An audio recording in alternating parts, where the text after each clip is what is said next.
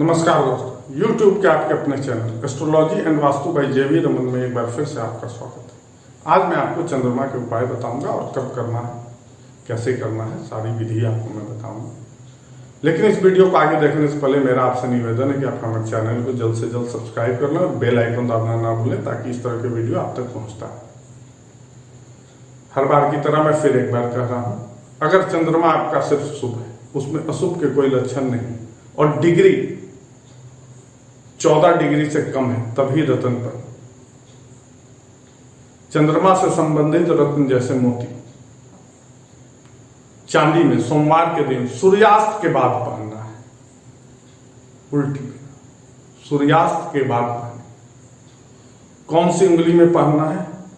ये उंगली little finger, कनिष्ठ, इस उंगली में आपको पहनना है। एक चीज और आज मैं आपको बता देता हूं, अंगूठी किस हाथ में पहनना है, ये बहुत ही इंपॉर्टेंट चीज है। जेंट्स है तो राइट हैंड में पहनना है, लेडीज है तो लेफ्ट हैंड में पहनना है। जेंट्स है तो दाहिने हाथ में पहनना है और स्त्री है, पुरुष है तो दाहिने हाथ में और स्त्री है तो बाएं हाथ। लेकिन अगर आप लेफ्ट हैंडर यानी बाएं हाथ से काम करते हैं, लेफ्ट हैंडर बाएं हाथ से काम कर रहे हैं, तो जेंट्स को लेफ्ट हैंड में पहनना है और लेडीज अगर बाएं हाथ से काम करती है, लेफ्ट हैंडर है, तो अपोजिट हो जाएगा, दाएं हाथ से पहनना है। ये चीज मैं हर बार आपको नहीं बताऊंगा, लेकिन ये बहुत ही इंपॉर्टेंट चीज है। ये सब चीज ध्यान रखिए। और मान लीजिए चंद्रमा आपका अशुभ है, नीच का है या फिर अशुभ फल दे रहा और डिग्री भी उसका मजबूत है, 10 से 20 के बीच में है, तो आप उसकी शांति करा सकते हैं।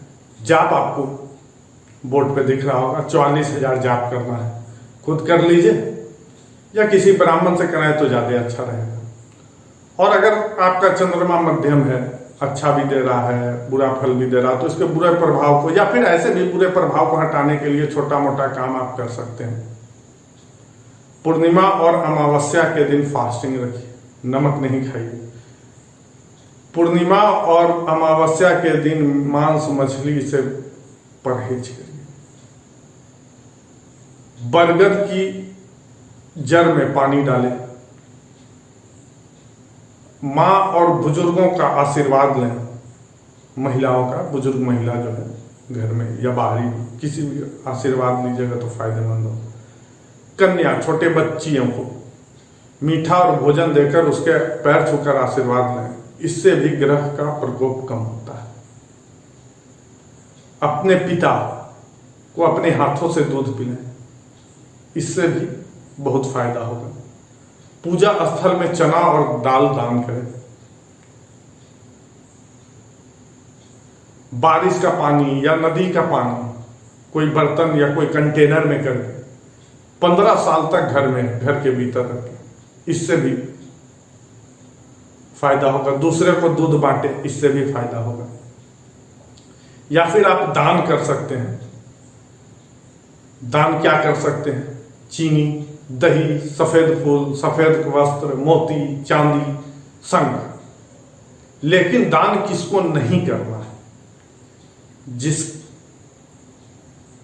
कुंडली में चंद्रमा वृष राशि और कर्क राशि में, यानी दूसरा और चौथे राशि में, उस आदमी को दान करने से परहेज करना है, नहीं तो इसका दुष्प्रभाव भी हो सकता है। और ये जो भी कार्य करिए, अगर उसका मैक्सिमम फल लेना चाहते हैं कि फल ज्यादा मिले, काम आपका बहुत दुष्प्रभाव बहुत जल्दी कम हो जाए, तो आपको सोमवार के दिन तो करना ही। लेकिन उस समय रोहिणी नक्षत्र, हस्त नक्षत्र या श्रवण नक्षत्र, इन तीनों में से कोई एक नक्षत्र अगर उस सोमवार को आ रहा है तो वो सबसे बढ़िया दिन रहेगा। लेकिन एक चीज ध्यान रखिएगा, राहु काल और ये सब टाइमिंग उस दिन का देख लीजिएगा, किसी ब्राह्मण से सलाह भी ले सकते हैं। मुझे उम्मीद है कि आप लोग सब समझ गए होंगे। एक आध चीज और भी है जो मैं हर बार नहीं बताऊंगा, कौन से पीरियड में करना है। जैसे हर ग्रह अपने महादशा और अंतर दशा में ज्यादा एक्टिव रहता है, उस समय इसका प्रभाव ज्यादा रहता है। तो जब उसका महादशा चल रहा हो या अंतरदशा चल रहा है तो उस समय इन चीजों को करें, और ऐसे छोटा मोटा चीज आप रेगुलर भी कर सकते हैं। मुझे उम्मीद है कि आप लोग सब समझ गए होंगे, और अगर कुछ समझ में नहीं आया हो तो आप कमेंट बॉक्स में जाके टाइप करें, मैं वहीं जवाब दे दूंगा उसका। और इस वीडियो को अगर आपको पसंद आया हो तो ज़्यादा से ज़्यादा शेयर करें और लाइक करना ना भूलना। और इस वीडियो को अंत तक देखने के लिए आपका बहुत बहुत धन्यवाद।